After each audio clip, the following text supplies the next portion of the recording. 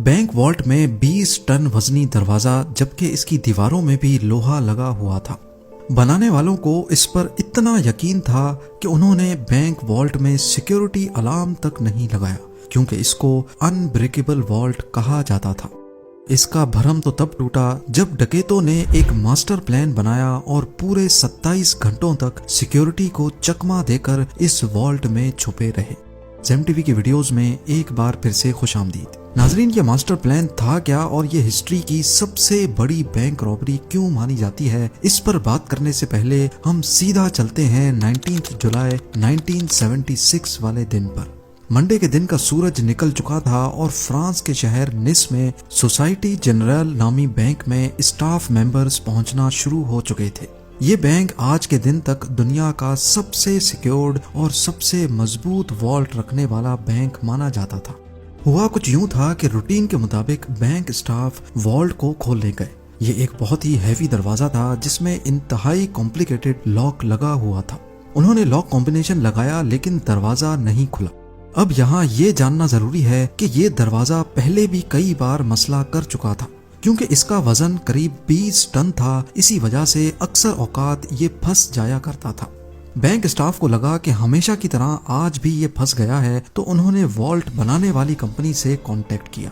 आधे ही घंटे के बाद कंपनी के एक्सपर्ट्स बैंक में आ गए और दरवाजे को खोलने की कोशिश करने लगे। लेकिन हैरत की बात यह थी कि इस बार कंपनी के एक्सपर्ट से भी दरवाजा नहीं खुल रहा था। उन्होंने कई मर्तबा अटेम्प्ट्स किए लेकिन ये दरवाजा किसी सूरत खुलने को तैयार नहीं था।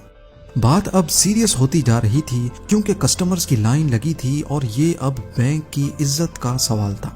आखिरकार 3 घंटों के बाद उन्होंने फैसला किया कि वॉल्ट की दीवार में ड्रिल करके सुराख करके देखा जाए कि आखिर दरवाजे में ऐसी क्या चीज फंसी है। वॉल्ट के दरवाजे पर किसी फोर्स्ड एंट्री के निशानात भी नहीं थे और इसकी चारों दीवारों पर भी किसी किस्म के निशानात नहीं पाए गए। हैवी ड्यूटी ड्रिल मशीन से सुराख करके जब अंदर झांका गया तो क्या देखते हैं कि वॉल्ट के दरवाजे को अंदर से किसी ने वेल्ड करके बंद किया हुआ है। ये मंजर देखकर इस पर यकीन लाना काफी मुश्किल था, क्योंकि वॉल्ट में जाने का सिर्फ एक ही रास्ता था। ना ही इसके अंदर कोई रोशनदान था और ना ही कोई खिड़की, यानी वॉल्ट के अंदर जाना इम्पॉसिबल था। अब ये देखकर सबको इतना एहसास तो हो चुका था कि यहाँ कुछ न कुछ एबनॉर्मल जरूर है। उन्होंने मशीनरी मंगाई और वॉल्ट की दीवार को तोड़कर अंदर जाने का फैसला किया। ये काम काफी टाइम कंज्यूमिंग था, क्योंकि ये दीवारें नॉर्मल दीवारों से काफी मोटी थीं और इनके बीच में लोहा भी लगा हुआ था। खैर, कई घंटों की मेहनत के बाद इतना सुराख हो गया कि एक इंसान इसमें से अंदर जा सके, और जब अंदर देखा गया तो ये मंजर नाकाबिले यकीन था। बैंक वॉल्ट लुट चुका था, कुछ लॉकर्स टूटे तो कुछ खुले पड़े थे, और सबसे इंटरेस्टिंग बात, वॉल्ट की दीवार पर स्प्रे पेंट से ये फेमस अल्फाज लिखे हुए थे, जिसकी इंग्लिश ट्रांसलेशन है without arms, without hate and without violence. अभी बैंक स्टाफ होश में आता कि उन्होंने वॉल्ट की जमीन में एक टनल बना देखा। अब आगे का काम पुलिस का था, जो कि उस वक्त तक पहुंच चुकी थी। डकैत वॉल्ट में मौजूद पैसे और गोल्ड ब्लॉक समेत 4000 में से 400 सेफ बॉक्सेस तोड़कर उसके अंदर से कीमती चीजें लेकर फरार हो चुके थे। जो टनल उन्होंने खोदा था वो शहर के सबसे बड़े अंडरग्राउंड सीवरेज लाइन में निकल रहा था। वहां पुलिस को काफी सबूत मिले, जिसमें टूल्स और 27 गैस सिलेंडर्स भी थे, जिसकी मदद से डकैतों ने वेल्डिंग टॉर्च चलाई थी।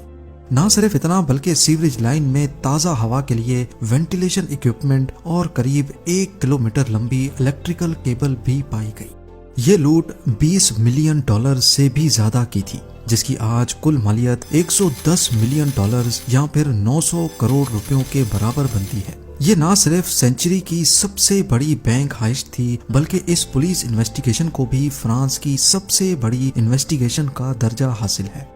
खैर, ये बात अब पूरी दुनिया में फैल चुकी थी। बैंक की रेपुटेशन को तो अच्छा खासा नुकसान हुआ ही था, लेकिन ये फ्रेंच पुलिस के लिए भी बहुत अफसोस का मकाम था।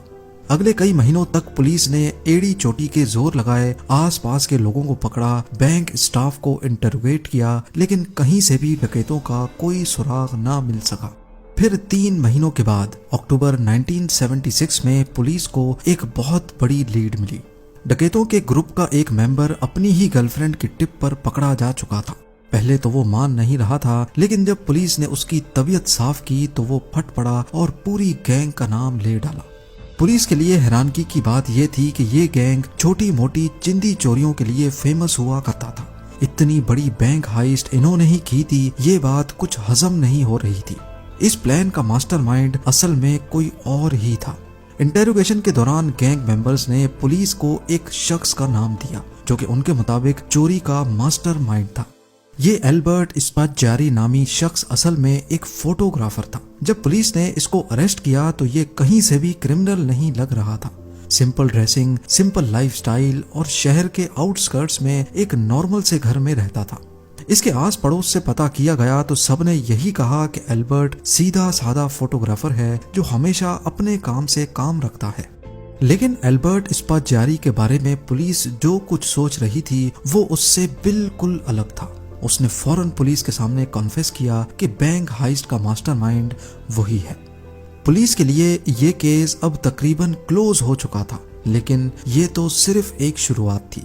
एल्बर्ट के मुताबिक उसने पहले इसी बैंक में लॉकर लिया था और बहाने से वो वॉल्ट में जाकर सारी चीजों की फोटोज कैप्चर करता था। उसने पहले अपने ही लॉकर में एक अलार्म क्लॉक रखा जिसका अलार्म रात के वक्त का सेट किया। जब अलार्म बजने से भी कोई अलर्ट नहीं हुआ और ना ही कोई सिक्योरिटी अलार्म बजा तो उसको कंफर्म हो गया कि वॉल्ट में कोई सिक्योरिटी सिस्टम नहीं लगा। फिर वो इंजीनियर के भेस में सिटी गवर्नमेंट के ऑफिस गया और शहर का नक्शा निकलवाया। इस मैप पे सीवरेज लाइन कहाँ और बैंक से कितना दूर है इसका अंदाजा लगाया।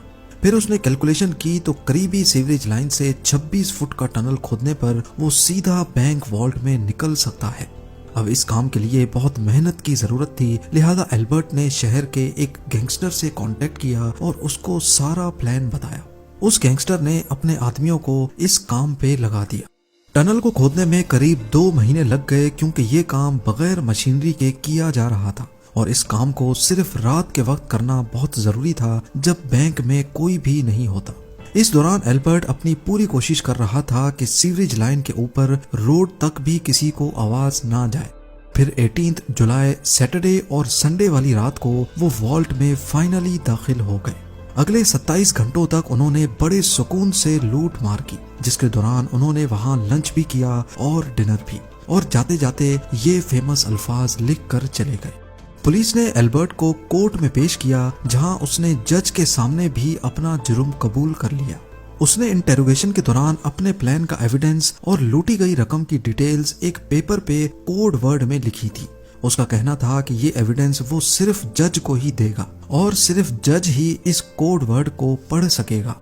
इस काम के लिए जज ने एल्बर्ट को अपने कमरे में बुलवा लिया। एल्बर्ट ने वो पेपर जज के हाथों में दिया जिस पर सिटी का मैप बना हुआ था। अभी जज उस मैप को समझने में लगे ही थे कि एल्बर्ट ने फौरन कमरे की खिड़की से छलांग लगा ली। ये कमरा फर्स्ट फ्लोर पे था और उसके नीचे एक गाड़ी खड़ी थी। एल्बर्ट गाड़ी की छत पे गिरा और फौरन खड़ा होकर एक बाइक जो पहले से उसका वेट कर रही थी उस पर बैठकर फरार हो गया। पुलिस की लाख कोशिश के बावजूद वो पकड़ा नहीं जा सका। कई सालों के बाद उसका इंटरव्यू इटली के एक टीवी शो में ब्रॉडकास्ट हुआ जिसमें उसका कहना था कि मुझे 12 साल की एज से ही खजानों का बहुत शौक हुआ करता था और ये शौक मैंने इस हाइस्ट से पूरा कर लिया। ऐसा महसूस हो रहा था कि इस इंटरव्यू के जरिए वो फ्रेंच पुलिस को तंग कर रहा है। उसके बाद एल्बर्ट कहाँ गया ये मिस्ट्री आज तक सॉल्व नहीं हो पाई। 1989 में एल्बर्ट स्पाज़्ज़ियारी की मौत हो गई। उसकी माँ का कहना था कि एल्बर्ट की डेड बॉडी को उसके घर के बाहर कोई रख गया है। उम्मीद है जेम टीवी की ये वीडियो भी आप लोग भरपूर लाइक और शेयर करेंगे। आप लोगों के प्यार भरे कमेंट्स का बेहद शुक्रिया। मिलते हैं अगली शानदार वीडियो में।